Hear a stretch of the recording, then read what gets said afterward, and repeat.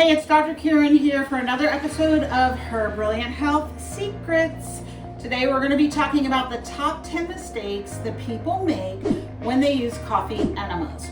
We're going to be telling you the top 10 coffee enema fouls. You don't want to make these mistakes because some of the mistakes are uncomfortable and some of them are actually dangerous to your health. So listen up, and thank you to the reader who asked the question that inspired this video about whether you're supposed to lay on your right or left side when you administer it. So I'm going to break these down into 3 categories: the preparation, administration, and post-coffee enema. So number 1 with preparation is you have got to use the right water. Do not turn your tap on and fill your pot and use tap water. That is a coffee enema foul. Don't do it. You need the purest water, and I'm going to tell you why. And this has to do with several of the mistakes that people make. So your rectum is highly vascular, and the lining to the GI tract is only about 1 to 2 cells. So anything you introduce into your rectum is really directly going into your bloodstream, and then that's feeding up to your liver. So it's immediately internal. You don't have a filtration system for your body to remove the impurities. So you need pure, clean water. You want to use, if you can, water that's been run through a reverse osmosis filter, like mine here, my Akai. Now, if you don't have one, you can buy at some supermarkets, get a glass container, and purchase their reverse osmosis filtered water. Some of them actually allow you to make it alkaline, and I would encourage you to do that. Mine has an alkalinizer. I can make pH of 9 water. And use that, because if you've been listening, you know that health is all about getting your body in an alkaline state versus acidic. Acidic breaks things down and deteriorates them. Alkaline promotes health. You do not want to use water filtered by your refrigerator filter. It is not good enough to remove the impurities you need removed. Or one of those water pitchers with a filter, that's not good enough. And frankly, most water filters are not good enough. They don't remove the impurities. So you want reverse osmosis filtered. Now, what if you can't get that? Then second best is distilled water in jugs that are plastic from the grocery store. I would prefer you not have plastic because the plastics can leach into the water. Phthalates are the chemicals that will come off the plastics. But it's pretty rigid plastic for most of those distilled water jugs. So I've used those when I've traveled and I haven't had access to my reverse osmosis filtered water. So that's the second best. So use pure water. Number 2, use great coffee.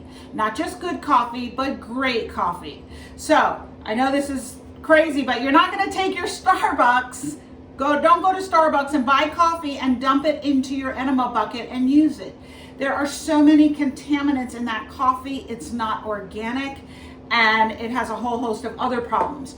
So I'm going to put a link to the coffee that I love the best. It costs a little more, but it is worth it. So one of the things they do, in addition to being organic, is they monitor and remove any possible mold. So you know that it's mold-free coffee. And about 30% of the coffee crops worldwide are infested with mold. So if you just go buy a regular organic coffee, you're likely going to get some mold too. And you definitely don't want a flavored coffee. Do not be putting hazelnut coffee in your coffee enema, okay? You want pure coffee. And I really like the light roast that this company has because it's white and not brown, so that if you do make a mess when you're doing your enema, you're not staining everything as well. But once you do these regularly, you really get used to how you feel after the coffee enemas. And if you do it with the really pure light roast clean coffee, and then you do it with just a regular organic coffee at the store, which I've done, you will notice the difference. So don't use bad coffee. Number 3 would be the pot that you prepare your solution in. You want to use a pot that has a stainless steel interior. Do not use aluminum, because aluminum will leach into your coffee. Aluminum, then you're instilling into your rectum. It goes into your brain. It's associated with increased risk for Alzheimer's. And don't use a non-stick surface. It also puts chemicals in your body that are carcinogens and cause cancer, so you don't want that. Stainless steel. The next error comes from the additives that you add to your coffee enema liquid after you prepare it. In the last video, I talked about what you should be adding or considering adding. So you definitely need to replace minerals, especially if you're doing coffee enemas on a regular basis, because just like if you were to have diarrhea, you do lose minerals when you have liquid in there. Minerals leach through the gastrointestinal tract and will go out. So using some salt is helpful, but you do not want to use table salt, which is sodium chloride. You want to use sea salt or Himalayan pink salt, which is potassium instead of sodium. So it doesn't have the same risk as having sodium. Also, table salt is highly refined and manipulated to be very pure. There are no extra minerals in it, and it also has iodine added to it. And if you're using that, you could become iodine toxic as well.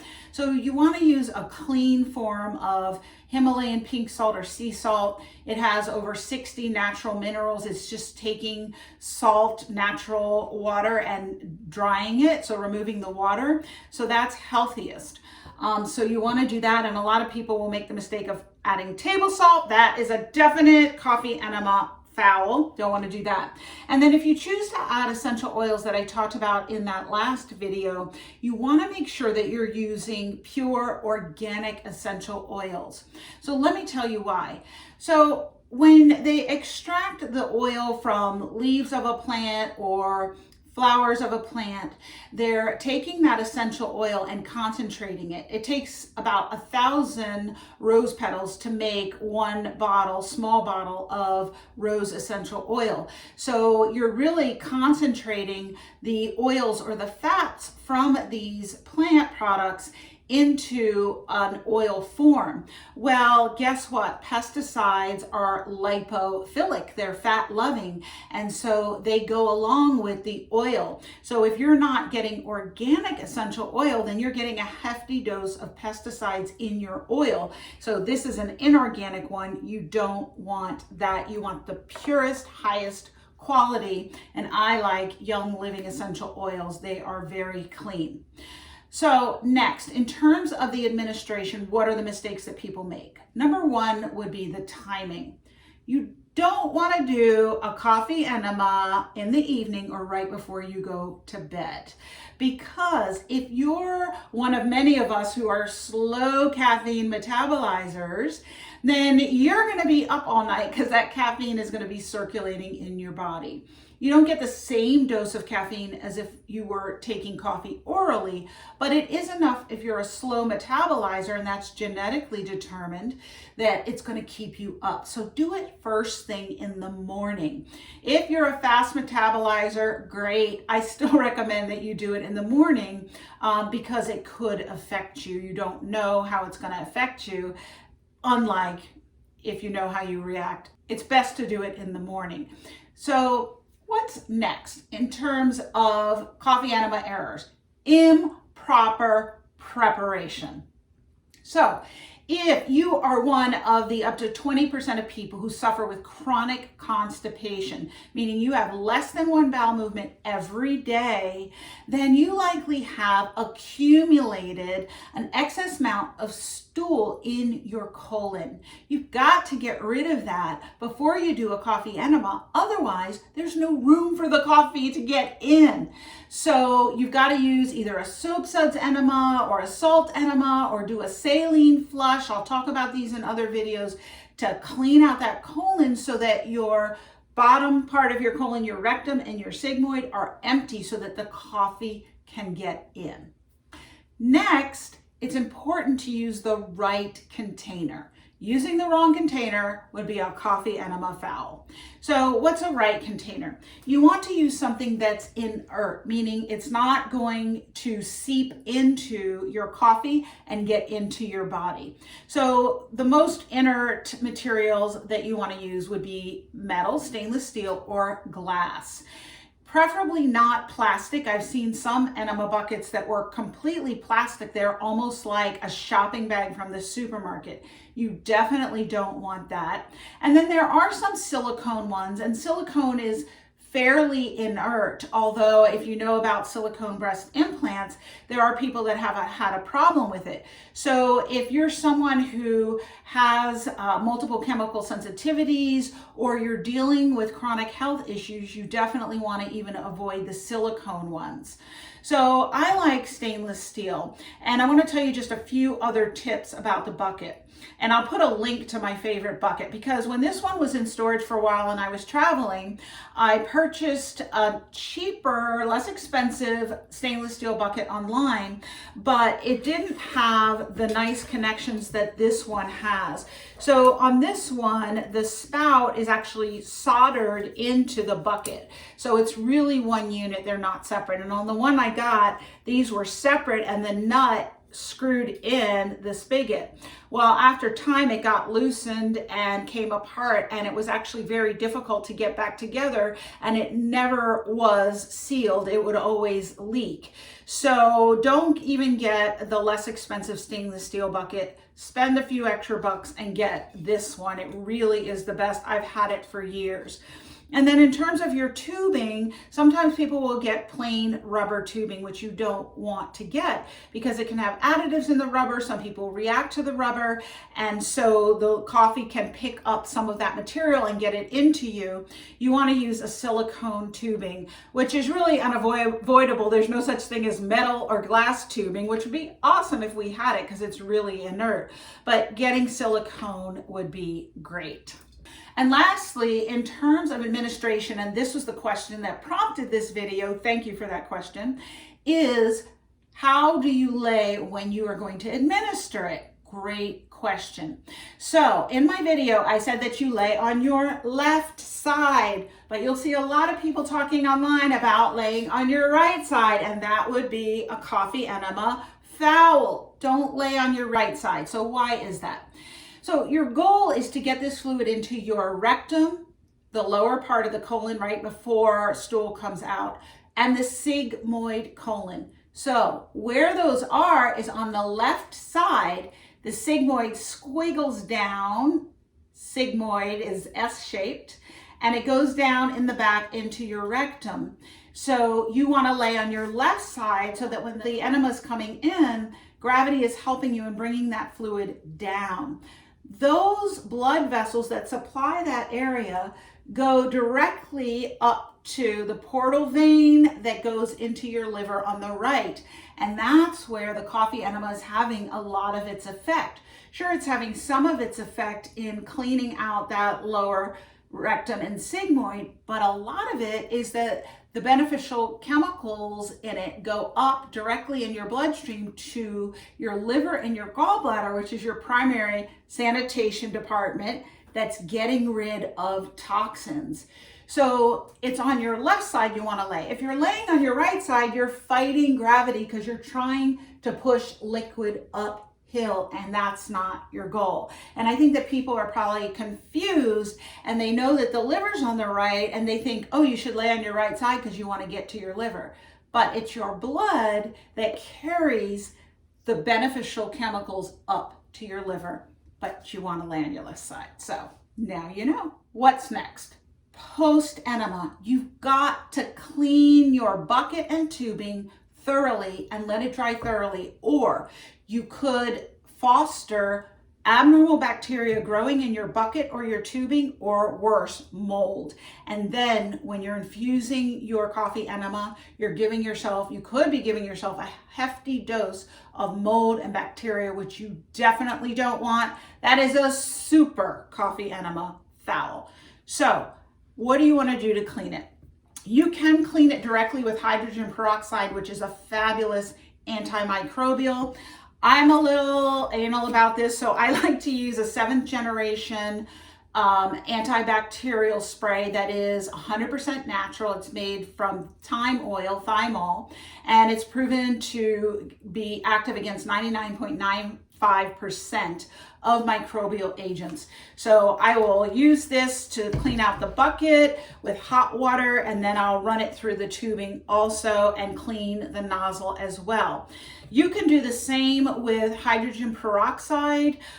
In case you've had any flow going back into the bucket, you really do want to use a good cleaner in the bucket and in the tubing, and then I would follow it up with the hydrogen peroxide, and you want to fill it up with 2 to 3 cups and then let it flow into the tubing. You can close the tubing for a while, let it sit there, and then let it all the way out, and you can let your nozzle soak in the hydrogen peroxide.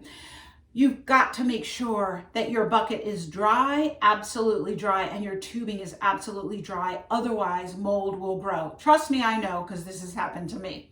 And then you want to take your tubing off of your bucket and you want to hang it so that both sides are hanging down so that it can dry, and preferably outside so that some airflow will happen in the tubing. Now, if you don't really have access to or want to hang it outside, you can use a blow dryer with the tubing to blow dry hot air through there to make sure it's absolutely dry and make sure your bucket is dry. This is essential. And lastly, this is the number 10 error that people make when doing coffee enemas. You don't want to neglect your other detox needs, right? So coffee enemas, a beautiful tool, one of my favorite detox tools. But you've got so many other things that you need to be doing in terms of detox, like changing your diet and taking supplements to rev up phases 1 and 2 detox in your liver. Some like these that have broccoli seed extract and dandelion root and all kinds of goodies that rev up phase 1 and 2 detox. Phase 3 detox occurs in the gastrointestinal tract when you poop everything out. But you don't want to neglect your skin detox, right? Because the subcutaneous fat will accumulate toxins, particularly lipophilic toxins. So you need to be doing deprivation therapy, which is sauna, right? Heat therapies. And you don't want to neglect your lymph drainage with your rebounding or your lymph massage or your cold laser. So you still need to do all your other modes of detoxing. Coffee enema is just a brilliant tool that I love, so don't neglect them. So there you have it. Those are the top 10 mistakes that people make when they do coffee enemas. The ultimate coffee enema fouls, don't fall prey to them. Make sure that you address these issues so that you can have useful, happy, healthy coffee enemas that are really contributing to your brilliant health. So in the next video, I'm going to be talking about doing home colonics. Yes, you can do these at home, and I'm going to show you how and what equipment you need. If you like this video, please hit the thumbs up. And please subscribe if you find these videos valuable, and don't forget to click the bell so that you'll be alerted when new episodes are made available each week. Thank you so much for joining me, and here's to your brilliant health.